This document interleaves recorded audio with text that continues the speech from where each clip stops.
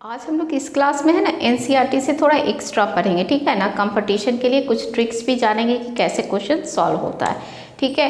तो ज़रा देखो, हम इधर ऑर्डर लिख रहे हैं और इधर टी हाफ लिख रहे हैं। सबका क्या होगा, अगर ज़ीरो ऑर्डर होगा तो जो टी हाफ है वो डायरेक्टली प्रोपोर्शनल ए के कंसंट्रेशन होगा, ठीक है ना। ज़ीरो ऑर्डर में टी हाफ किसके प्रोपोर्शनल होगा, ए के।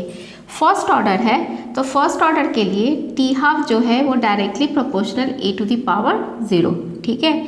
सेकेंड ऑर्डर के लिए टी हाफ जो है वो डायरेक्टली प्रोपोर्शनल ए पे -1।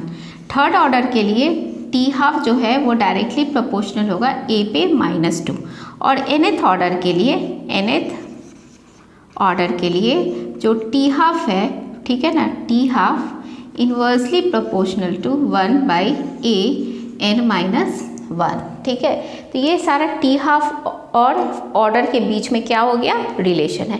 इससे हम लोग को एक हाफ लाइफ मेथड का फॉर्मूला याद रखना है, जिससे न्यूमेरिकल्स हम लोग बनाएंगे, ठीक है। और ये जो है ना फर्स्ट ऑर्डर का टी हाफ किसके डायरेक्टली, ये तुम्हारा कंपटीशन में आया हुआ है क्वेश्चन। तो देखो हाफ लाइफ मेथड न्यूमेरिकल्स कराएंगे तो क्लियर हो जाएगा। हाफ लाइफ मेथड, ठीक है ना। तो हाफ लाइफ मेथड जरा देखना, हम लोग लिख रहे हैं टी हाफ, ठीक है ना, टी हाफ फर्स्ट का और टी हाफ सेकंड का इज इक्वल टू a2/a1(n-1), ठीक है। जरा देख लो, ये हाफ लाइफ मेथड का फॉर्मूला है। अब इससे हम लोग क्या बनाएंगे, क्वेश्चन हम कराएंगे तुम लोग को, तो तुम लोग को क्वेश्चन करना होगा इससे। ऐसे ये क्लियर है ना। अब ये फॉर्मूला याद रखना, हम इससे न्यूमेरिकल्स बनाने जा रहे हैं, ठीक है। चलो एक क्वेश्चन दिए कंपटीशन का आया हुआ है, यहाँ हाफ लाइफ मेथड हम बताए हुए, ये फॉर्मूला दिमाग में रखना है। अब कैसे ये क्वेश्चन बनता है इस मेथड से जरा देखते हैं। The half life period of a decomposition of compound is 50 minutes. If the initial concentration is made 4 times, the half life period reduce to half 25 minutes. What is the order of reaction, ठीक है ना। Half life first का फिर half life second का, initial 50 है, रख दो 50 by कितना हो गया 25, ठीक है ना, इज इक्वल टू जो कंसंट्रेशन बाद में आया उसको ऊपर और फिर इनिशियल को नीचे, ठीक है ना। तो A2 तुम्हारा कितना आया, रिड्यूस, हाँ 4 times, ठीक है ना, 4 बाई क्या हो गया ये 1, ठीक है, n-1 यही है ना। तो इसको काट दो, ठीक। तो क्या लिखोगे 2 पे पावर क्या है 1, और ये क्या लिखोगे 4 पे पावर क्या हो गया n-1। अब इसको लिख सकते हो ना 2 पे पावर 1 इज इक्वल टू 2 2 ज़ा 4 होगा, तो 2 पे पावर 2 2 ज़ा 4 तो क्या हो जाएगा 2n-2। कोई प्रॉब्लम नहीं, बेस से तो पावर इक्वेट कर सकते हो ना। तो क्या करेंगे हम लोग 1 इज इक्वल टू 2n-2, तो n इज इक्वल टू क्या आ जाएगा 3/2। कौन सा ऑप्शन जाएगा, सी ऑप्शन, ठीक है। तो देख लिया ना ये हाफ लाइफ मेथड, कोई प्रॉब्लम नहीं ना, बेस सेम होगा तो हम लोग पावर को इक्वेट कर लेंगे। ये फॉर्मूला बस याद रखना है टी हाफ का, ठीक है ना, हाफ लाइफ मेथड का। अब चलो सेकंड क्वेश्चन देखते हैं। टेम्परेचर कोफिशिएंट के बारे में नहीं बताया गया एनसीईआरटी में, तो टेम्परेचर कोफिशिएंट के बारे में जानेंगे, उससे भी क्वेश्चन आया हुआ है। तो टेम्परेचर कोफिशिएंट बहुत सिंपल है, बस तुम लोग को फॉर्मूला जानना है, फिर ट्रिक्स देंगे तो क्वेश्चन आसानी से बन जाएगा, ठीक है। तो देखो जरा टेम्परेचर कोफिशिएंट, टेम्परेचर कोफिशिएंट इसको डिनोट करती है उसे, ठीक है ना। तो ये हो जाएगा KT + 10 डिग्री का राइज और ये KT, इट्स वैल्यू लाइज, ठीक है ना। कुछ ये भी कंपटीशन में आया कि इसका वैल्यू कितने के बीच में लाई करता है, तो इट्स वैल्यू लाइज जनरली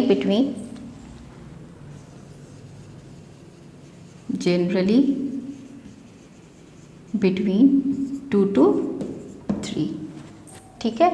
अब हम लोग इससे क्या करेंगे, क्वेश्चन बनाएंगे। ये टेम्परेचर का 10 डिग्री का राइज है, ये इनिशियल है और ये क्या है फाइनल है, ठीक। देखो क्वेश्चन, ठीक है। इससे ये क्वेश्चन आया हुआ एग्जाम का, ये क्वेश्चन दिए हैं तो इस क्वेश्चन को भी बनाएंगे। और ये जो फॉर्मूला सीखा है ना, तो ये तो तुम फाइनल को ऐसे भी लिख सकते हो K2 बाई क्या हो जाएगा K1, ठीक है। अब देखो यहाँ क्वेश्चन है the rate constant of A first order reaction दिया हुआ है at 27 डिग्री सेल्सियस, ठीक है। द टेम्परेचर कोफिशिएंट भी दिया हुआ है, what is the rate constant in minute inverse at 17 degree Celsius, ठीक है ना। 17 डिग्री सेल्सियस का पूछ रहा है, तो 17 डिग्री सेल्सियस मतलब क्या पूछ रहा है, K1 का, KT का और K2 का क्या है दिया हुआ है। तो मेरे पास तो फॉर्मूला है ही ना, इसको लिख देते शॉर्ट में K2 बाई क्या K1। ये टेम्परेचर कोफिशिएंट दिया हुआ है, कितना दिया हुआ है टेम्परेचर कोफिशिएंट 2, हम 2 लिख दिए। K2 कितना है तुम्हारा 10⁻⁻3, ठीक है ना, डिवाइडेड बाई क्या है K1 है। इसी को सॉल्व करना है हम लोग को, ठीक है। तो हमको 2 = तुम्हारा क्या कहते हैं K1 निकालना है ना, तो ऐसे लिख दो K1 = क्या 10⁻³ डिवाइडेड बाई 2।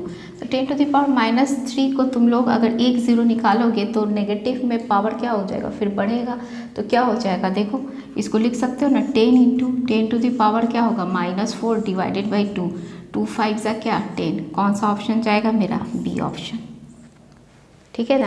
तो टेम्परेचर कोफिशिएंट का तुमको बस फॉर्मूला याद रखना है, कोई प्रॉब्लम नहीं, याद रखेंगे। और इसका वैल्यू कहाँ लाइज करता है, जनरली बिटवीन 2 to 3, यहाँ भी कोई प्रॉब्लम नहीं और आराम से हम लोग क्वेश्चन बना लेंगे, ठीक है। अब हम लोग थोड़ा सा ट्रिक्स जानेंगे आगे। चलो देखो, ये दोनों क्वेश्चन कंपटीशन का आया हुआ है, तो इसके लिए हम ट्रिक्स सिखा रहे हैं कि ना कि अगर टेम्परेचर इंक्रीज़ करेगा फ्रॉम जो दिया हुआ है इतना से इतना, तो हम लोग उसमें क्या एक ट्रिक्स लगाएंगे। टेम्परेचर कोफिशिएंट नहीं गिवन है तो रेट ऑफ रिएक्शन पे क्या असर पड़ेगा। तो टेम्परेचर कोफिशिएंट नहीं गिवन है तो उसको हम लोग 2 ले लेंगे, ठीक है ना, और उस पर जितना क्या कहते हैं पावर डालेंगे वो फाइनल माइनस इनिशियल टेम्परेचर होगा और उतना टाइम्स ले लेंगे। तो जैसे देखो टेम्परेचर कोफिशिएंट नहीं गिवन है तो उसको क्या ले लेना 2, और पावर जो डालेंगे वो मेरा हो जाएगा T2 माइनस क्या हो जाएगा T1। तो अगर सपोज़ 50 आया माइनस करने में तो 5 टाइम्स कर देना, 60 आया माइनस करने में तो उसको क्या कर देना 6 टाइम्स कर देना, ठीक है ना। अगर 100 आया तो 10 टाइम्स कर देना, माइनस करने पे जो आएगा वो 2 to the पावर जाएगा, ठीक है। तो अब चलो क्वेश्चन हम लोग बनाते हैं। अब आराम से एक हम बनाएंगे और दूसरा तुम लोग बनाओगे, ठीक है ना। तो देखो जरा, by increasing in temperature 10 kelvin the rate of reaction becomes double, how many times the rate of reaction will be if the temperature increases from 303 to 353 kelvin. तो 2 पे पावर क्या हो जाएगा, फाइनल माइनस इनिशियल 353 माइनस क्या है 303, तो तुम्हारा क्या हो जाएगा 2 पे पावर क्या हो जाएगा 50, और हम बोले कि जितना होगा उतना टाइम्स कर देना, तो 2 पे पावर क्या हो जाएगा 5 हो जाएगा, ठीक है ना। तो 2 पे पावर जो 5 होगा तो मेरा कौन सा ऑप्शन जाएगा, ज़रा देख लो 2 पे पावर 5 कौन सा ऑप्शन गया 32। कोई प्रॉब्लम नहीं, ज़रा सा देख लो अच्छे से इसमें, ठीक है। अब चलो नेक्स्ट क्वेश्चन आ जाओ। नेक्स्ट क्वेश्चन है, in the zero order reaction for every 10 degree rise in temperature the rate is double if the temperature increases from, ठीक है ना, 10 degree Celsius to 100 degree Celsius the rate of reaction will becomes. बनाओ अपने से और option check करो, क्या करोगे 2 पे पावर क्या करोगे 100 माइनस क्या हो गया 10, तो 2 पे पावर क्या हो गया 90, मतलब 2 पे पावर कितना टाइम्स ले लिए 9 टाइम्स ले लिए, 2 पे पावर 9 टाइम्स कितना हो जाएगा 512। कौन सा ऑप्शन जाएगा, बी ऑप्शन, ठीक है ना। दोनों टेम्परेचर का डिफरेंस निकाल देना, वो 2 to the पावर को पे रेज कर देना, और जितना होगा अगर सपोज 50 होगा तो 5 टाइम्स, 60 होगा तो 6 टाइम्स। इस तरह से इस टाइप का क्वेश्चन कंपटीशन में बना लोगे। एक और दे रहा है IIT मेंस का आया हुआ, जरा देखो ये क्वेश्चन AIEEE 2011 का आया हुआ है। ये क्वेश्चन भी बताने का इसमें भी कुछ है बात, इसीलिए बता रहे हैं, तो इस वर्ड को जरा पकड़ना तुम लोग, ठीक है ना। सेम उसी टाइप का क्वेश्चन है, the rate of reaction double for every 10 degree Celsius rise in temperature if the temperature is raised bye, इसी वर्ड को पकड़ना है। द रेट ऑफ रिएक्शन क्या होगा, ठीक है, रेज्ड बाय है, वहाँ रेज्ड फ्रॉम था 10 degree Celsius to 100 degree Celsius, दोनों क्वेश्चन ये रेज्ड बाय है। तो देखो यहाँ पे बस यही ध्यान देना है कि जो T1 है, ठीक है ना, T1 तुम्हारा कितना है 10 डिग्री सेल्सियस, ठीक है ना, और ये T2 क्या है, इसी में क्या हुआ रेज्ड हुआ 50 डिग्री सेल्सियस, मतलब क्या हो गया 10 + 50 मतलब कितना है 60 डिग्री सेल्सियस। तो कौन सा वर्ड पे ध्यान देना, रेज्ड बाय, ठीक है। अब चलो अब बना लेते हैं सेम वही फॉर्मूला, 2 पे पावर दे दो final minus initial T2 minus T1, तो कितना हो जाएगा 2 पे पावर क्या हो जाएगा 5। कौन सा ऑप्शन जाएगा डी ऑप्शन। क्लियर है ना। अब तुम लोग इस टाइप का सारा क्वेश्चन बना लोगे, कोई प्रॉब्लम नहीं होगा। ठीक है, अब हम लोग नेक्स्ट टाइप का क्वेश्चन सीखते हैं। चलिए 2 क्वेश्चन है, दोनों आया हुआ है एग्जाम का, जरा देख लेते हैं। तो देखो क्या है, पोटेंशियल एनर्जी डायग्राम है रिएक्टेंट से प्रोडक्ट का, रिएक्टेंट से प्रोडक्ट का, delta H not for the reaction corresponding to the energy. ये तो डॉटेड लाइन हम लोग को मालूम था ना, ये यहाँ पे क्या है थ्रेशोल्ड एनर्जी लिखा हुआ है। ठीक है, ए बी सी ये तीनों एनर्जी के बारे में पूछ रहा है। नहीं, यहाँ पे किसके बारे में पूछ रहा है, डेल्टा एच नॉट कौन सा होगा, ए होगा कि बी होगा कि सी होगा। ए बताओ, ए क्या था, मालूम ही है ना ए क्या था, क्या था A activation energy, forward reaction, B backward reaction. ठीक है, ए प्लस बी तो नहीं होगा डेल्टा एच नॉट, तो फिर क्या होगा बताओ, ऑप्शन कौन सा जाएगा सी, डेल्टा एच नॉट कौन सा होगा सी, सिखाए थे। क्लियर। चलो नेक्स्ट देखो, the reaction having equal energy of activation for forward and reverse reaction. ठीक है ना, तो हम लोग तो जानते हैं कि delta H not is equal to क्या होता है, activation energy forward minus activation energy क्या बैकवर्ड। तो बोल रहा है कि इक्वल एनर्जी है फॉरवर्ड और बैकवर्ड का, तब डेल्टा एस पे एंट्रोपी पे कोई असर नहीं, गिब्स एनर्जी भी ज़ीरो नहीं होगा, डेल्टा एस भी ज़ीरो नहीं होगा। तो अगर दोनों बराबर है तो क्या होगा, डेल्टा एच क्या हो जाएगा ज़ीरो हो जाएगा। ठीक है, चलो सेकेंड ऑर्डर रिएक्शन एनसीईआरटी में नहीं है, लेकिन नेट एग्ज़ाम में कभी पूछ भी सकता है, इसलिए थोड़ा सा सेकेंड ऑर्डर रिएक्शन का फॉर्मूला बस बता दे रहे हैं। ठीक है, कोई डेरिवेशन ये सब तो जानना नहीं है, बोर्ड एग्जाम में है नहीं, तो केवल फॉर्मूला और फिर एक क्वेश्चन हम लोग बना लेंगे सेकेंड ऑर्डर से। ठीक है, तो सेकेंड ऑर्डर में जो है ना फॉर्मूला क्या हो जाएगा, K is equal to 1/t into x होगा। ठीक है ना, और डिवाइडेड बाई हो जाएगा, एक्स है तुम्हारा डिसोसिएशन कंसंट्रेशन, डिवाइडेड बाई होगा ए माइनस एक्स हो जाएगा। ठीक है, और यहाँ पे टी हाफ इसका सेकेंड ऑर्डर का जो टी हाफ होगा वो होगा 1/k A not initial concentration. ठीक है, अब इससे हम लोग क्या करेंगे, क्वेश्चन बना लेते हैं। चलो ये सेकेंड ऑर्डर से क्वेश्चन है, हम लोग एनसीईआरटी से बहुत एक्स्ट्रा नहीं जाएंगे, लेकिन अभी तक में जितना टाइप का क्वेश्चन पूछा गया है उस टाइप का सारा प्रैक्टिस कर लेंगे। ठीक है ना, ऐसे तो मेन तुम लोग के लिए एनसीईआरटी ही है।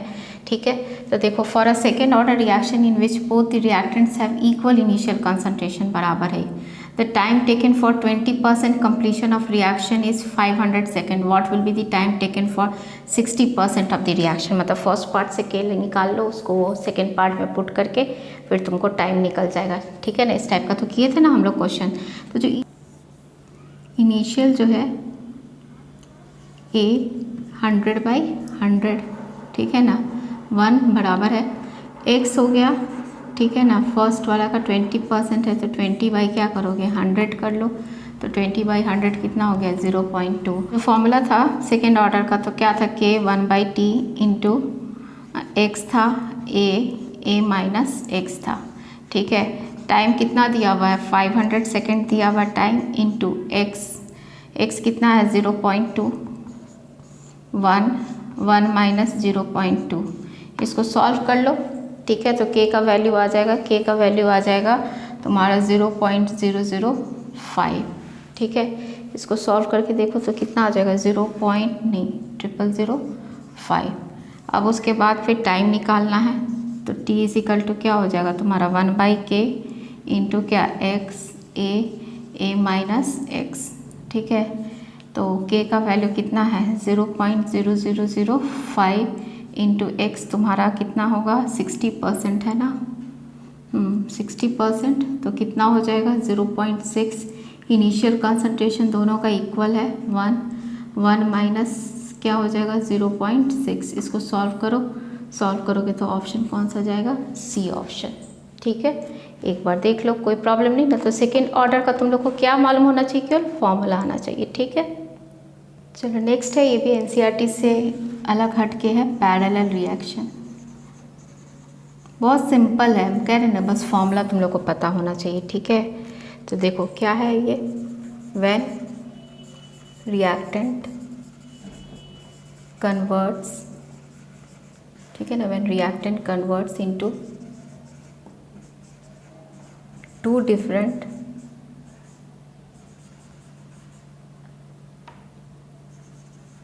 टू डिफरेंट प्रोडक्ट, ठीक है, two different products by when reactant converts into two different products by two parallel path known as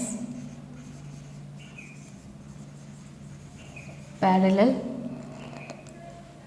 reaction। देख लो, क्लियर ना? When reactant converts into two different products by two parallel path, ठीक है, known as parallel reaction। तो क्या है, A एक बार K1 से B में गया और एक बार दूसरे पाथ से C में गया, ठीक है। तो हम लोग को इसमें है ना परसेंटेज ऑफ प्रोडक्ट निकालना है B और C का। तो परसेंटेज ऑफ प्रोडक्ट अगर B का निकालेंगे तो K1 बाई क्या करेंगे, K1 प्लस K2 इंटू 100 कर देंगे। अब परसेंटेज ऑफ प्रोडक्ट अगर C का निकालेंगे तो K2 बाई क्या कर देंगे, K1 प्लस K2 इंटू 100 कर देंगे। बहुत सिंपल, ठीक है ना। तो पैरेलल रिएक्शन दिया रहेगा, निकालना रहेगा B और C का प्रोडक्ट, ईजिली निकाल लोगे। क्वेश्चन देंगे तो आराम से ईजिली बन जाएगा। चलो, ये पैरेलल रिएक्शन से क्वेश्चन है, खुद ही पता चलेगा ना कितना सिंपल, बस फॉर्मूला पता होना चाहिए, आराम से ईजिली बन जाएगा, कोई प्रॉब्लम ही नहीं है। तो इसीलिए जो कंपटीशन देने वाला बच्चा है ना, तो थोड़ा सा इस पार्ट को है ना, हम 2 पार्ट में थोड़ा एक्स्ट्रा क्वेश्चन कराएंगे। मेरा पहला पार्ट था, एक और पार्ट में हम कराएंगे, ठीक है ना। उतना बस देख लेना, एक्स्ट्रा हो जाएगा, कोई प्रॉब्लम नहीं होगा, ठीक है ना। तो देखो, तो substance undergoes first order decomposition, the decomposition follows two parallel, जान रहे पैरेलल रिएक्शन है, K1 और K2, ये सब क्वेश्चन में दिया हुआ है ऐसे, ठीक है ना। K1 और K2 का वैल्यू दिया हुआ है। तो तुमको क्या निकालना है, B और C का percentage distribution of B and C। तो परसेंटेज डिस्ट्रीब्यूशन ऑफ B, तो क्या करोगे, K1 को ऊपर रखोगे तो 1.26 इंटू क्या करोगे, 10⁻⁻4 divided by K1 plus K2, दोनों को जोड़ दोगे, 1.26 इंटू 10⁻⁻4 प्लस 3.8 इंटू 10⁻, क्या होगा, -5, ठीक है, इंटू 100। इसको सॉल्व कर लो, एक ऑप्शन आ जाएगा तो दूसरा तो आ ही जाएगा ना, 100 माइनस करोगे तो सेकेंड तो आ जाएगा। तो इसको सॉल्व करोगे तो तुम्हारा आंसर आ जाएगा 76.83%। और परसेंटेज ऑफ C निकालने का तो ज़रूरत ही नहीं, परसेंटेज डिस्ट्रीब्यूशन ऑफ C, उसको क्या करोगे, 100 माइनस 76.83 कर देना, तो मेरा आंसर आ जाएगा, कितना आ जाएगा, 23.17%। इसको सॉल्व करने का तो ज़रूरत नहीं है, 100 माइनस कर देंगे तो। और ऐसे भी फर्स्ट सॉल्व करेंगे तो मेरा तो ऑप्शन तो आ ही जाएगा, ठीक है। तो मेरा कौन सा ऑप्शन गया, B ऑप्शन। कोई प्रॉब्लम नहीं पैरेलल रिएक्शन में, ठीक है ना। K1 divided by K1 plus K2 into 100, K2 का निकालना है, K2 divided by K1 plus K2 into 100, ठीक है। नेक्स्ट क्लास में थोड़ा अलग रिवर्सिबल रिएक्शन, स्लोप और ये सब का क्वेश्चन करेंगे, ठीक है।